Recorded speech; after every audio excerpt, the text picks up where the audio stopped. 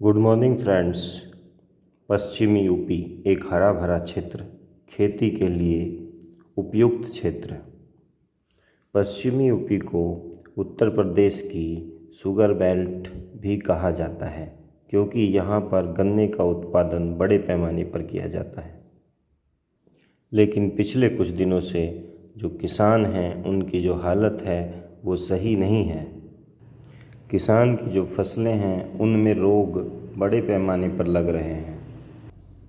वैसे तो गन्ने में काफ़ी रोग लगते हैं, लेकिन जो दो रोग हैं वो बहुत ज़्यादा आजकल गन्ने की पैदावार को प्रभावित कर रहे हैं। उनमें से एक रोग है टॉप बोरर का। इसमें एक सुंडी होती है सफ़ेद रंग की, जो पौधे के ऊपरी भाग से पौधे में एंट्री करती है और उसे खाते हुए पहली पोरी तक पहुंच जाती है। इससे पौधा पूर्ण रूप से नष्ट हो जाता है। दूसरा जो रोग है उसे पोक्का बोइंग कहते हैं।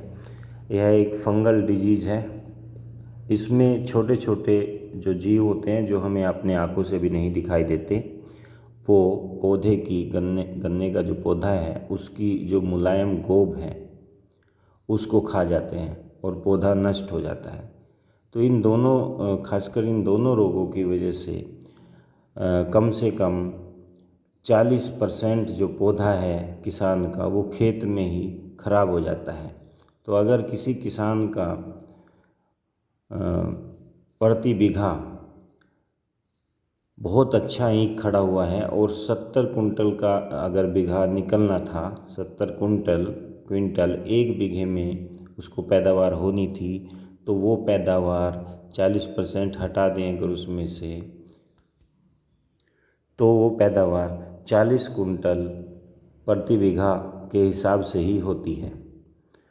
और किसान पूरी कोशिश करते हैं कि इन दोनों रोगों को कंट्रोल कर दिया जाए। सुंडी वाला रोग जो है वो इंसेक्ट की वजह से, तो उसके लिए पेस्टिसाइड की शॉप पे जाते हैं और महंगे महंगे इंसेक्टिसाइड खरीद कर लाते हैं। दूसरा रोग एक फंगल डिजीज़ है, तो उसके लिए फंजीसाइड जो है वो खरीद के लाते हैं। और ईंख थोड़े बड़े हो जाते हैं तो खुद वो कर भी नहीं पाते, तो वो ट्रैक्टर वगैरह लोगों ने बनाए हुए हैं जो किराया करते हैं, जो उस दवाई की स्प्रे करते हैं। तो वो उन लोगों से अपने खेतों में इंसेक्टिसाइड और फंजीसाइड मिलवा कर स्प्रे कराते हैं। लेकिन ये फंजीसाइड और इंसेक्टिसाइड इतने महंगे होते हैं कि किसान हर 15 दिन के बाद इनका स्प्रे नहीं करा सकता। तो किसान अपनी सामर्थ्य के अनुसार इनका स्प्रे कराते हैं, लेकिन स्प्रे कराने के बाद भी 40% जो उनकी फसल है वो नष्ट हो जाती है। फिर आजकल संयुक्त परिवार तो नहीं रहे हैं, एकल परिवार हैं। एकल परिवार में एक मुखिया है, बच्चे उनके स्कूल पढ़ने जाते हैं। बच्चे भी कम हैं, एक बच्चा है या ज़्यादा से ज़्यादा 2 बच्चे हैं वो भी स्कूल पढ़ने जाते हैं। तो किसान अकेला रह जाता है। आपको पता है खेती में एक इंसान कुछ नहीं कर सकता। कितना तो वो गन्ने की छिलाई करेगा, कैसे वो बोगी या ट्रैक्टर में जो ट्रॉली होती है उसको वो भरेगा। तो अपनी हेल्प के लिए उसे मजदूर भी करने पड़ते हैं, उनको भी पैसा देना पड़ता है। छुलाई का जो गन्ना छिलाई का पैसा है वो अलग देना पड़ेगा, गन्ना भराई का पैसा उसको अलग से देना पड़ेगा। तो पहले किसान ने गन्ना बोया था, उसमें उसने मजदूरों की सहायता से वो गन्ना बोया, वहाँ उसे खर्चा देना पड़ा। फिर उसकी बंधाई का खर्चा देना पड़ा। फिर उसमें रोग आ गए थे तो इंसेक्टिसाइड फंजीसाइड वगैरह उसने लगाए हैं, वहाँ उसका खर्चा हुआ। फिर वो छिलाई के लिए खर्चा देगा, फिर वो लोड करेगा जब बोगी वगैरह में, उसके लिए खर्चा देगा। तो इतने सारे खर्चे जो है किसान को गन्ना उगाने में करने पड़ते हैं, और 40% फसल रोग से उसकी पहले ही नष्ट हो चुकी है। तो अब आप कल्पना कर सकते हैं कि उसको कितनी कमाई हुई होगी। तो अगर किसान पूरे साल में अपना पूरा समय देते हुए कुछ थोड़ा बहुत पैसा बचा भी लेता है, वैसे तो बचता नहीं है, लेकिन अगर थोड़ा बहुत बचा भी देता है तो आगे मैं बताता हूँ कि उसके कितने और भी खर्चे हैं। वैसे तो सरकारी स्कूल गवर्नमेंट ने बनाए हैं गांव में, और फ्री में बच्चों को जो है शिक्षा दी जा रही है। लेकिन आजकल ये देखा गया है कि जो पेरेंट्स हैं उनका विश्वास सरकारी स्कूलों से उठ गया है, इसलिए वो अपने बच्चों को प्राइवेट स्कूल में भेजते हैं।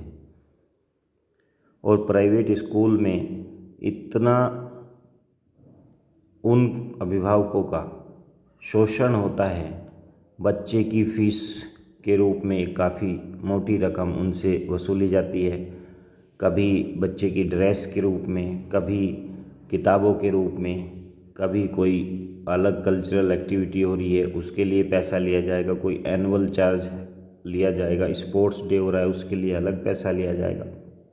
तो काफ़ी पैसा जो है ये प्राइवेट स्कूल अभिभावक से उसके बच्चों की पढ़ाई के लिए वसूल लेते हैं। फिर किसान तो गन्ना ही उगा रहा है, उसे खाने पीने के लिए दालें भी चाहिए, सब्जी भी चाहिए और दूसरा राशन भी चाहिए। वह किसान ये सब चीज़ें मार्केट से ख़रीद के लाता है और इनके रेट काफ़ी ज़्यादा हैं। और फिर बीमारियां भी लगी हुई हैं, बीमारियों में भी काफ़ी पैसा खर्च हो जाता है, क्योंकि किसान को कोई फैसिलिटी तो है नहीं कि आप जो है कैशलेस इलाज आपका हो जाएगा या गवर्नमेंट कुछ फैसिलिटी आपको दे देगी। तो किसान जाने या डॉक्टर जाने, तो उसमें भी जो है काफ़ी पैसा किसान का खर्च हो जाता है। तो एक तो कुछ बचा ही नहीं था, और फिर थोड़ा बहुत बचा तो वो इन सब चीज़ों में खर्च हो गया। तो आप सोच रहे होंगे कि जब उसे कुछ बचा ही नहीं था तो इन सब चीज़ों में पैसा वो कहाँ से लाया। गवर्नमेंट ने एक जो है किसान को लॉलीपॉप पकड़ा रखा है, जिसको केसीसी बोलते हैं, किसान क्रेडिट कार्ड। किसान बैंक से किसान क्रेडिट कार्ड बनवाते हैं और लोन उठा लेते हैं।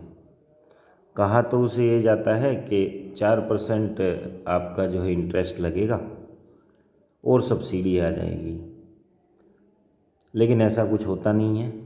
किसान को पूरे रूल्स रेगुलेशन उस केसीसी के बारे में पता ही नहीं है। देखा तो ये भी गया है कि किसान को ने 11% जो है इंटरेस्ट दिया है। किसान इतना भोला है, सीधा है कि वो बैंक में जाएगा और पूछेगा कि कितना हो गया, तो उसे बताएंगे कि इतनी रकम तुम्हें जमा करनी है। वो जैसे तैसे करके इधर उधर से उतनी रकम वहाँ पे जमा करेगा। कितना इंटरेस्ट लगा है, क्या लगा है, उसे कोई मतलब नहीं है इन चीज़ों से। इसे कहते हैं गरीबी का कुचक्र। किसान जो है उसके ऊपर जो है डेप्थ, जो कर्ज है वो बढ़ता जा रहा है, वो गरीब पे गरीब होता जा रहा है। और क्या उसकी उम्मीद क्या है? उसकी उम्मीद है कि उसका बच्चा पढ़ लेगा और उसके अच्छे दिन आएंगे। लेकिन बच्चा उसका कहाँ पढ़ लेगा? क्या कोई किसी स्टैंडर्ड और शहर के अच्छे स्कूल में पढ़ रहा है? नहीं, वो तो गांव या कस्बे के एक छोटे से स्कूल में, छोटे से प्राइवेट स्कूल में पढ़ रहा है, जिसमें फ़ीस तो खूब वसूली जा रही है, लेकिन शिक्षक और क्वालिटी एजुकेशन के नाम पर वहाँ कुछ नहीं है। वहाँ जो शिक्षक हैं उनमें से अधिकांश बीएड भी नहीं है, और वो लोग हैं जो अपने जीवन में सफल हो ही नहीं पाए, जिन्होंने ग्रेजुएशन भी 3rd डिवीज़न से की है, जिनको हिंदी में कोई डिफ़िकल्ट वर्ड दे दे तो पढ़ा नहीं जाएगा, इंग्लिश में कोई डिफ़िकल्ट वर्ड दे दे तो पढ़ा नहीं जाएगा, मैथमेटिक्स में आधी चीज़ें गलत वो बताते हैं, और पेरेंट्स को तो कुछ आता ही नहीं है। पेरेंट्स तो अपनी खेतीबाड़ी में लगे हुए हैं, तो जो उन्होंने पढ़ा दिया बच्चे के माइंड में वो गलत सेट हो गया तो हो गया, उसे देखने वाला कोई नहीं है। तो अगर इस तरह की, और जो किसान है उसके माइंड में तो ये है कि मैं काफ़ी फ़ीस दे रहा हूँ, काफ़ी खर्चा कर रहा हूँ, तो मेरा बच्चा ज़रूर पढ़ के एक दिन जो है अच्छी नौकरी पाएगा और मेरे दिन बदलेंगे। लेकिन ये तो संभव जब ही होगा। अब आप सोचिए, अगर मकान की नींव मजबूत बनेगी, अच्छी तरह से भरी जाएगी, अच्छी तरह से जो है उसका ध्यान रखा जाएगा, तो तभी तो अच्छा मकान खड़ा होगा। लेकिन बच्चा तो गलत उसके माइंड में चीज़ें सेट हो रही हैं, क्योंकि जो उसके गुरु हैं, जो उसके शिक्षक हैं, वही वेल क्वालिफाइड नहीं हैं। आप सोच रहे होंगे कि ये जब इतनी मोटी रकम लेते हैं प्राइवेट स्कूल वाले, तो ये वेल क्वालिफाइड शिक्षक क्यों नहीं करते? क्योंकि इन्हें ज़्यादा कमाई करनी है भाई। वेल क्वालिफाइड अगर शिक्षक ये रखेंगे तो इनको सैलरी ज़्यादा देनी पड़ेगी, लेकिन ये ज़्यादा सैलरी नहीं, अगर ये ज़्यादा सैलरी देंगे तो इनकी कमाई कम हो जाएगी। तो अपनी कमाई पे कोई फ़र्क ना पड़े, इसलिए थर्ड क्लास शिक्षक ही ला रहे हैं और उन्हीं से पढ़वा रहे हैं। अब आप सोचिए कि मिडिल क्लास जो फार्मर है वो कैसे इस गरीबी के कुचक्र से बाहर निकलेगा। गरीबी का कुचक्र होता है, जो गरीब है वो गरीब ही होता चला जाता है। एक और चीज़ जो आजकल चल रही है, गवर्नमेंट ने जो ये प्राइमरी स्कूल हैं गांव में वो मर्ज कर दिए हैं। तो क्या ये एक सॉल्यूशन हो सकता है? नहीं, क्योंकि मर्ज इसलिए कि जहाँ पर 50 से कम बच्चे हैं उन स्कूलों को पास के किसी गांव के स्कूल के साथ मर्ज कर दिया गया है। तो गवर्नमेंट ने ये पता लगाने की कोशिश नहीं की कि 50 से कम बच्चे उन स्कूलों में क्यों हैं, क्योंकि जो अभिभावक हैं उनका सरकारी स्कूल पर विश्वास नहीं है। वो प्राइवेट स्कूल में भेज रहे हैं और वहाँ पर जो है पिस रहे हैं। गवर्नमेंट को करना चाहिए था कि उनके जो शिक्षक गण हैं या किसी तरीके से जो पेरेंट्स हैं, बच्चों के जो पेरेंट्स हैं, वो गवर्नमेंट स्कूल की शिक्षा पर भरोसा खो चुके हैं, उनका भरोसा वापस आए। स्कूल को कुछ मॉडिफाइड करना चाहिए था, क्वालिटेटिव एजुकेशन के लिए तैयार करना चाहिए था, पेरेंट्स को समझाना चाहिए था, ताकि वहाँ पर जो है बच्चों की संख्या बढ़ सके। और जो बच्चे प्राइवेट स्कूलों में जा रहे हैं, प्राइवेट स्कूलों की एक एक कक्षा में 70 80 बच्चे हैं और सरकारी स्कूल में कुल 50 बच्चे या उनसे भी कम। तो हमें पेरेंट्स का, और जबकि सरकारी स्कूल में फ्री में एजुकेशन दी जा रही है, मिड डे मील भी दिया जा रहा है, लेकिन केवल मिड डे मील के लिए गरीब लोग जो हैं, हरिजन हैं, वाल्मीकि हैं, उनके बच्चे ही जा रहे हैं। तो जो पेरेंट्स हैं वो ये सोचते हैं कि सरकारी स्कूलों में हमारे बच्चों को इन्वायरमेंट नहीं मिलेगा, इसलिए वो अच्छी शिक्षा प्राप्त नहीं कर पाएंगे और उन्हें जो है प्राइवेट स्कूलों में भेजा जा रहा है। तो उनकी पेरेंट्स की जो ये सोच है, इसको बदलने की आवश्यकता थी, ना कि स्कूलों को मर्ज करने की आवश्यकता थी। लेकिन स्कूल मर्ज कर दिए गए हैं। अब अभिभावक बच्चों को पहले जो उनके गांव में स्कूल है वहीं नहीं भेज पा रहे थे, अभी तो पड़ोस के गांव में कैसे भेज देंगे उन्हें?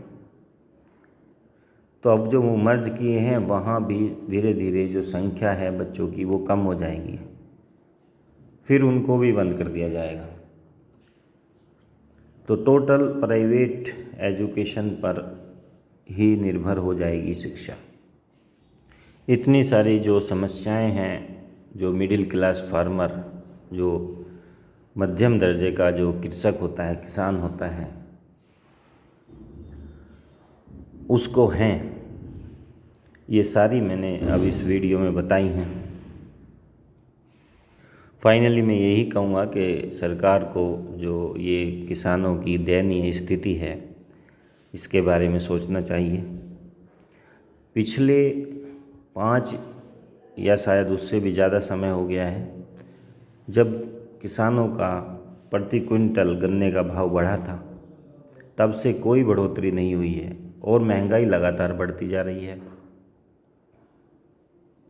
किसान को जब वो बीमार हो जाता है तो इलाज के लिए कोई फैसिलिटी प्रोवाइड नहीं कराई जाती।